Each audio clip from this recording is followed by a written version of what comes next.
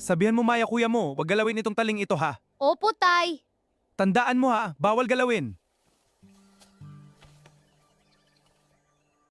Tay, yan po ba yung tali natin sa kalabaw natin? Iba yan, wag ninyo paglaruan, ihahatid ko pa yan bukas kanila Manong Bert.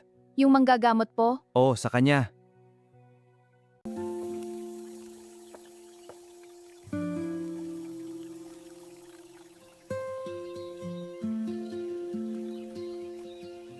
Nay, dito ko na lang po ito ilagay sa mesa ang mga pagkain. Sige anak, salamat. Walang anuman po, Nay.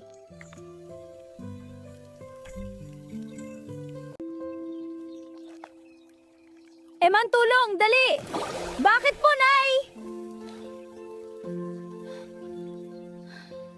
Eman, dali hanapan mo ako ng tali para matali natin ang trabaho natin. Opo, Nay. Nay, ito na po. Tulungan mo ko itali para mas matibay. Opo, Nay, hatakin ko to. Ayun, maganda na. Salamat, iho. Sige, hugasan na ulit natin ang mga isda. Nay, dumating na pala kayo ni Kuya. Saan ka naman galing, Em? O, Em, halika na, kain na tayo. Opo, Nay. Ang saya sa labas. Halika, tulungan mo ako dito. Huwag na kayo lumayo kung maglalaro pa kayo sa labas dahil pagkaluto nitong mga isda, kakain na tayo. Opo, Nay. Opo, Nay. Masarap bang ulam, mga anak? Opo, Nay. Ang sarap. Busog na ako. Mabuti naman kumain pa kayo. Salamat po, Nay. Ikaw ang pinakamahuhoto yan. Mahal na mahal ka namin. Bilisan nyo kumain para makahiga na tayo ng maaga. Opo, Nay. Mauna nga mag-toothbrush, Ems. Ayan na po. Sige, anak. Kuya Eman, gising. Narinig ako parang may tao sa kusina. Em, wala lang yun. Tulog ka na ulit. Dali na, matulog na kayo. Pusa lang yun. Mayroon talaga akong narinig para may naglalakad.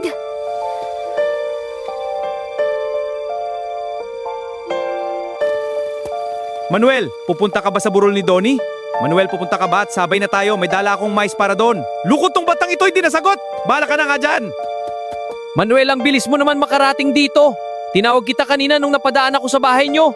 Manong Noel, kanina pa po akong umaagan dito. Sigurado ako nakita kita kanina nakatayo doon sa kusina ninyo. Sige Manong Noel, uwi muna ako. Baka kung sino yung nasa bahay yung mag-iina ko.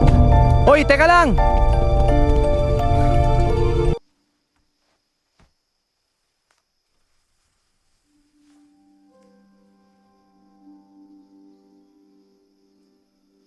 Salamat naman po, Panginoon, at okay lang ang aking mag-ina.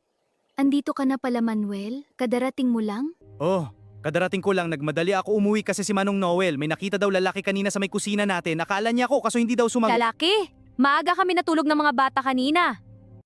Tumayo ka muna dyan doon. Tayo sa kusina mag-usap. O sige. Saan yung tali nakasabit dyan? Saan na yung tali nakasabi dito sa may likod ng pinto? Ayun ba? Tinali namin kanina sa may lababo dahil nabumigay. Bakit nyo ginamit yun? Ginamit namin yung panukat sa patatay kanina. Ay sorry, hindi namin alam. Bakit ninyo ginamit yun? Bakit Manuel ganyan reactions mo? Tali lang naman yun. Dahil sabi ng lolo ko pag may taling ginamit sa pagsukat ng patay yung isang bahay. Makaranas ito na maraming kababalakan. Dinala ko yung dito kanina para itabi lang dahil bukas ihatid ko yung kanila Manong Bert doon sa magagamot. Paano yan nagamit na namin? Tanggalin mo na lang Manuel, ando sa lababo. Ano? Tara kunin natin para madala ko na bukas kanila Mang Bert. Pag naalis na yan dito, okay na tayo?